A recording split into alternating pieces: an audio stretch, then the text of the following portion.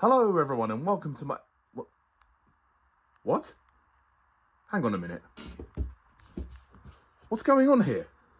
Why am I... Wait a minute. Hang on a sec. Where's my face?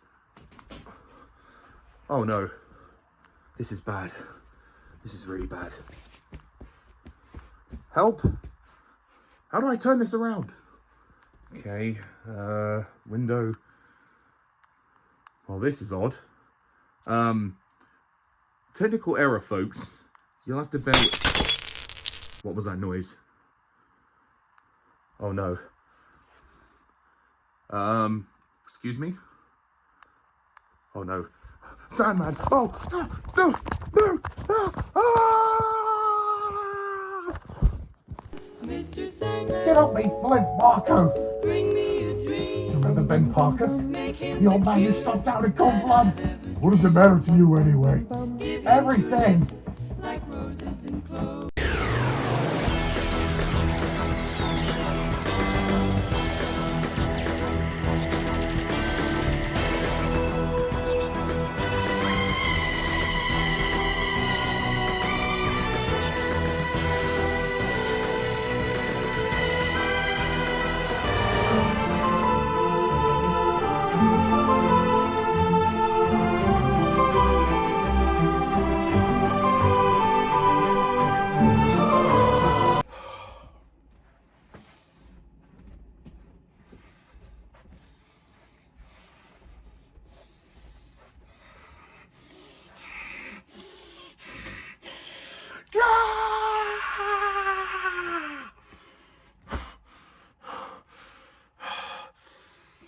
Oh!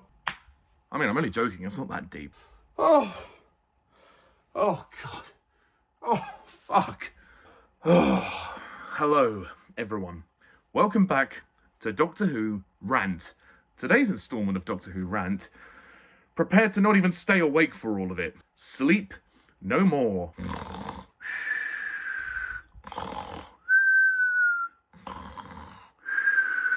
The 9th episode of Doctor Who Series 9, starring Peter Capaldi as the 12th Doctor. Sleep no more.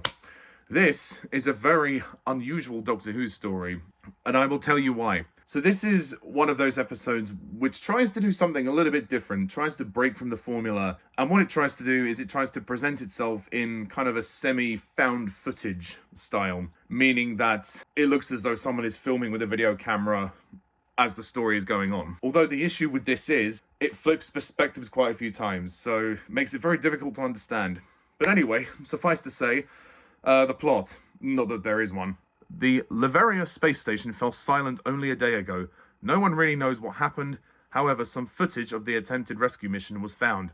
The station appears empty, except for two nosy time travelers, the Doctor and Clara. And essentially, the story is the Doctor and Clara encountering these creatures known as the Sandmen. I'm sure there is a more technical name for it, but that's the name we get for the most of the story.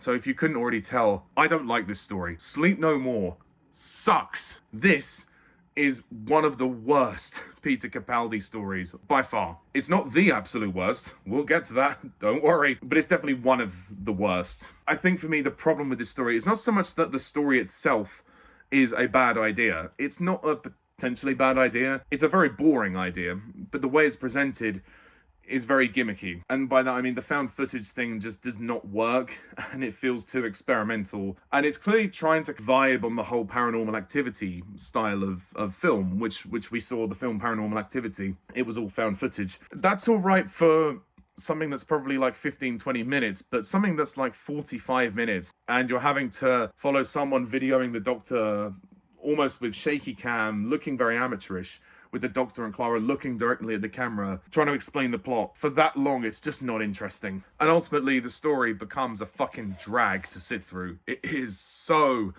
boring! It's really boring. And I could not stay awake for all of it. Well, there's the clues in the title. Sleep no more. Well, it will put you to sleep. It's just so bad. It's so disappointing because the actors are really trying their best. Peter Capaldi he's fine for what he's got, and same with Jenna Coleman as Clara. They're doing fine, but again, there's no standout moments here. There's nothing special about this story. Nothing special. No magnificent scene when the Doctor saves the day, because the Doctor doesn't really save the day. That's another issue I have with it, is the story is wrapped up so anticlimactically. The main antagonist of the story, he's shot at the very end when he's at a control panel saying humanity's days are done. There's no great climax to this story, and he's just shot to death.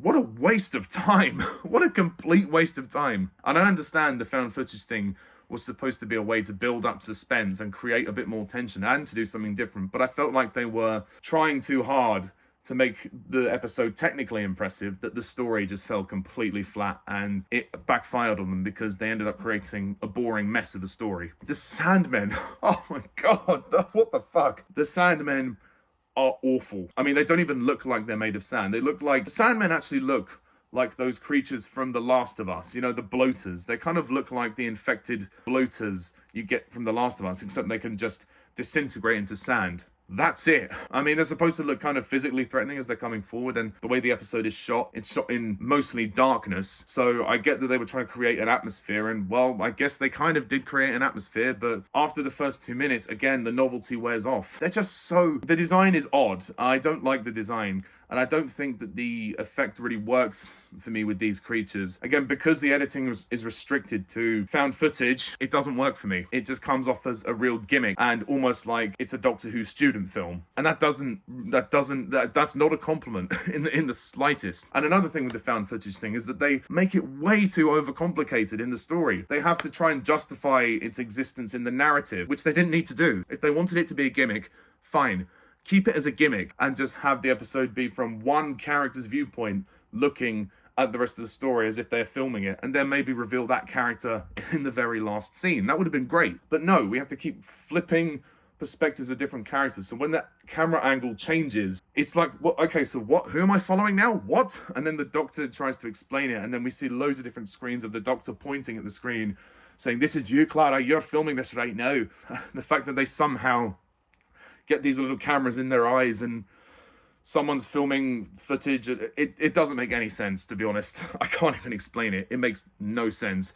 It is terrible. There's barely any music in this story as well, which doesn't help, and it would have been nice for Murray Gold to create some kind of ambient music for this track. I think if you really wanted to exploit the found footage thing, this could have been better to do for the opening scene. So to have the opening scene be found footage from the perspective of one of the soldiers being attacked by the creatures. That would have been a great setup, and then the rest of the episode could have just been done traditionally. Also, no opening titles. Where are the titles in this story? Why did they feel the need to change the intro and have just the screen fuzz with like the Doctor Who in a different logo? Where's the kick-ass theme? What the fuck? There's no in-story reason as to why they changed that. It's just, again, a gimmick. Because the end credits are completely normal, so why the opening credits are different, I have no idea. This story is a mess. This story is a drag. But, like I said, the cast do a good job, and the supporting cast, I'll give them credit. But there is one cast member I have to mention, and that is Bethany Black as Grunt. This was something I didn't really know until recently, so I want to mention Nicholas Payne for telling me this. Thank you, Nick. Apparently this actor is a transgender person who identifies in that way. Yet in the story, the character, Grunt, is making inappropriate remarks and advancing on one of the other characters. I don't know if that's really the best representation of said character. I'm not going to go into the politics of that, but from my point of view, I would have handled that slightly better. I would have, I'm not saying make a big thing out of the transgender identity, but at least don't make that character out to be such a negative character, because people might take that the wrong way. That's all I'm saying. But aside all of that, there really isn't much else to say. I think this is one of the most boring Doctor Who stories you could ever see. It's not god-awful. There are some great sets, and like I said, the lighting is very good, so there's great atmosphere. It does try to be like a mini found footage movie, but it fails massively because it's such a gimmick. And the writing by Mark Gatiss, very disappointing. Very disappointing indeed. So I can only realistically give this story a 2 out of 10.